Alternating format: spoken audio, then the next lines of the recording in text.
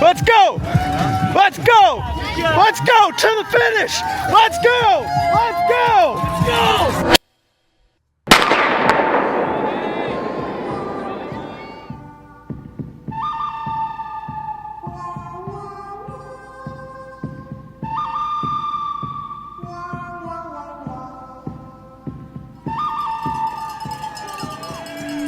At this moment, I was in for the toughest 6 miles of my life, but I had one question to answer. How tough can you be? 1, 2, get down! My first attempt at a Sub-3 marathon was the Eugene Marathon in April 2025. I was about a year into the sport, and I had just the right amount of ego and confidence to think that this was doable. But 3 weeks out from the race, I sprained my ankle, and I couldn't run until race day itself. I ended up stumbling home with a massive positive split and a final time of 3:12:32. I could do way better than that, and I didn't get a fair go at it anyways. So I signed up for another marathon in Washington just 6 weeks later. This one was massively downhill, literally on a gravel path with 3 miles through a pitch black tunnel down a mountain. Final time, 3:05:57. I was getting closer, but I'd had my chances. The only way this was going to happen was through 6 more runs of hard work and another build. Naperville Half Marathon, October 18th, 2025. DNF due to injury, leading me to take a month off running and pull out of my December marathon and taking us to the Mesa Marathon in February.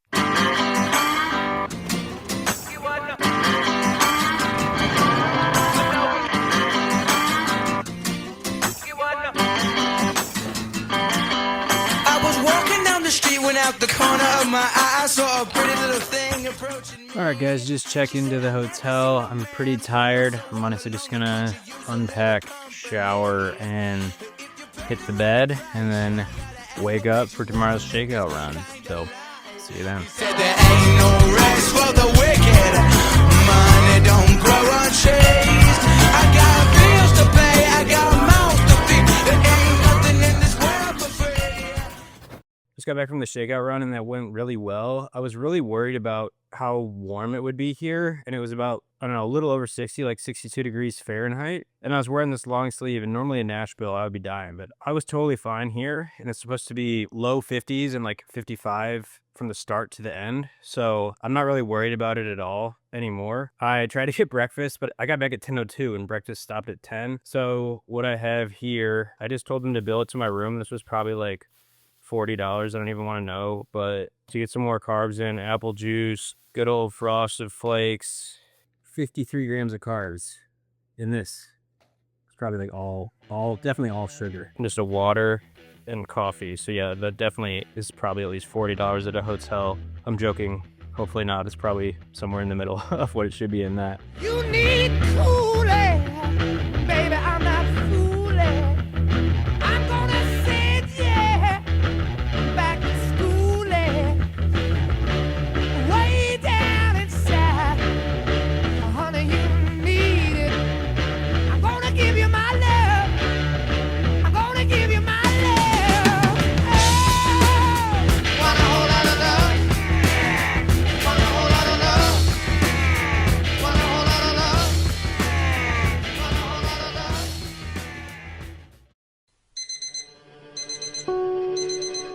Beautiful shot right here on a beautiful day. You know, we had the cloud cover yesterday, off and on rain, depending on where you were in the valley. None of that right now. 52 degrees, lots of sunshine.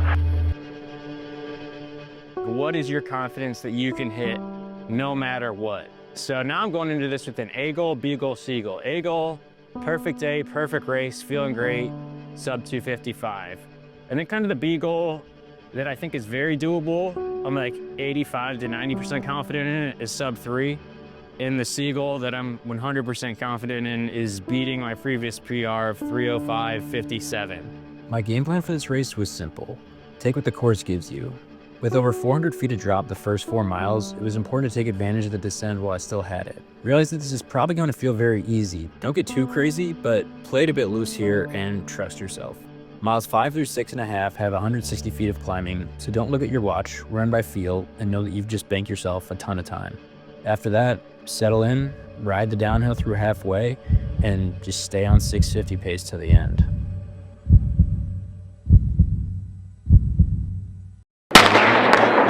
Sometime I wanna rap like that. Sometime I get a hump in my back. Sometime Just as I had predicted, the first 4 miles were a dream. There was 139 feet to drop that first mile, and I opened it up in a 6:33, and that was me trying to be conservative. I maintained an average pace of 6:37 minutes a mile for those first 4, and my heart rate was staying in the 140s. Doing good. Yeah? Hell yeah. About 23 and a half more. Yeah. Nice start, looking smooth. How about me? Am I looking smooth? Yeah, you're looking smooth too, dude. Make sure this guy gets under 3, okay? Oh, yeah, where I'm going. Yeah.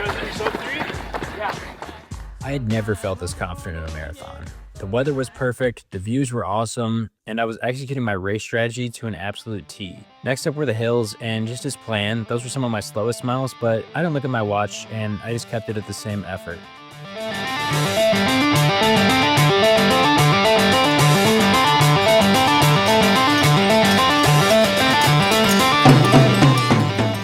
After getting out of the hills, I knew that all the climbing for this race was over, and I shifted gears back into neutral, letting gravity just take me down the hills. I ended up clipping my fastest mile of the race at mile 7, a 6:32, and that took me through halfway with a split of 1:28.05, on pace for a 2:56 marathon, and feeling like my A goal of 2:55 might even be the cards today if I could keep this momentum rolling and pull that negative split off. Oh, bud. You got it. Dude, you're looking so smooth. Try not to be cocky. Hills were the hardest part, but yeah, we're just in cruise control now. Nice, dude. Yeah, man, you're looking so smooth. I'll see you at the 15. Your pace is perfect. You're like just under 6:50 pace, at least according to the app. All right, Griff is about 5.5 miles in. He's at 6:42 pace according to the tracking software. And I mean, yeah, it's super early, but he seemed in good spirits when I saw him. Looking smooth. Looks like he's got a nice pack to run with. I think today's gonna be the day. We'll see.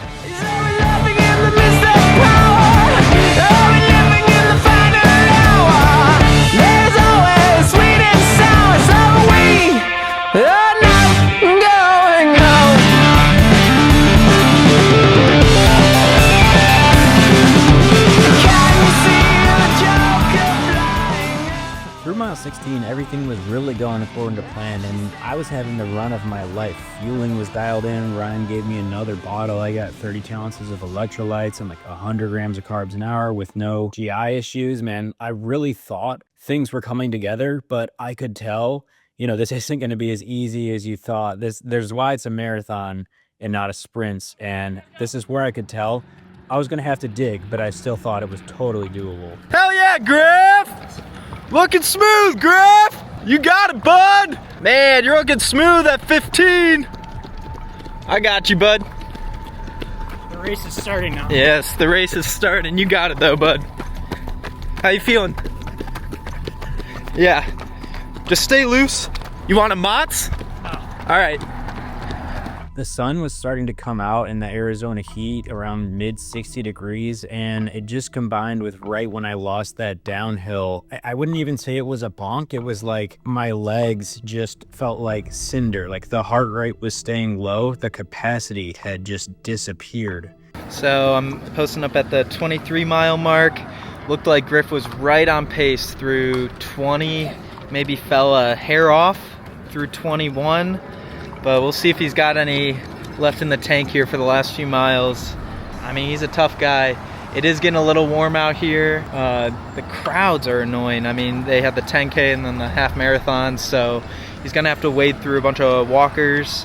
But, I mean, he could do it. Just gotta stay tough. This video was taken at mile 22, and I remember seeing my cameraman, and I was in my absolute lowest point. I wanted nothing more to walk and did not know how I was going to finish this race. I think I was on like 8:30 minute a mile pace at this point, and I just felt defeated, and I couldn't believe that this had slipped through my fingers. The only goal was just keep jogging and hopefully you can get a PR. Just don't walk, because then it's over. Around mile 24, I saw Ryan again, and I had no idea what pace I was on for. I just asked him if I was on pace for a PR. You got this, Griff. You got this. This is the tough part, but you're tough. This is the tough part, but you're tough. Come on, carry those boats, Griff. You got it, Griff. Let's go. Let's go. Let's go to the finish. Let's go. Let's go. Let's go. Quarter mile at a time. You got it, Griff. You got it. You got it, Griff. You got to go with this guy. This guy's got your PR on a sign. Stick with him. This is your guy. This is your guy. He was telling me to latch on to people, and I just could not. And then something resonated with me. The 305 pacer, my exact PR, happened to be right next to me, and Ryan shouted, "How tough can you be? How tough can you be? Right with him, all the way to the finish. You got it. You got it, Griff."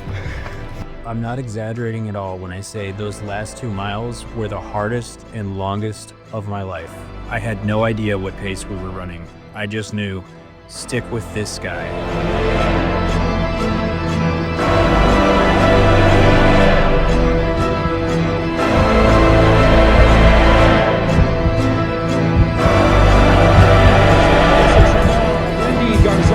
Duncan and Elena Young.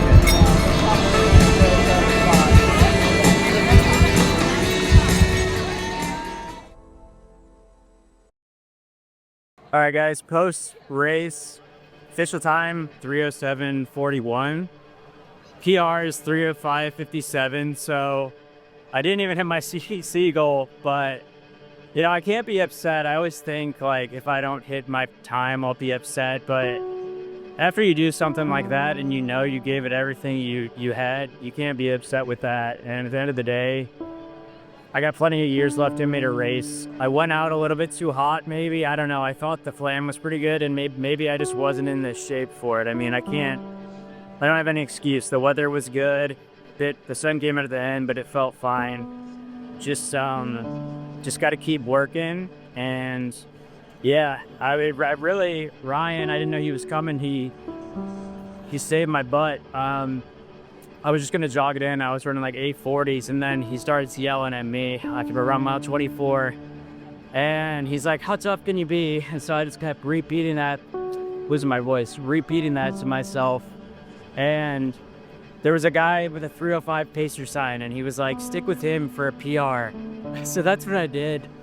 I just kept running with him, and I stayed with him, but I guess he was off pace because 3:07:41, but empty the tank. That was all I had, and catch you guys in the next video. So thanks for following along. Cool. Nice. Let's see that medals. Yes. I got it. Through mile 18, it was like the race of my life. Like, I was having a great time, but always around there, you start to fade.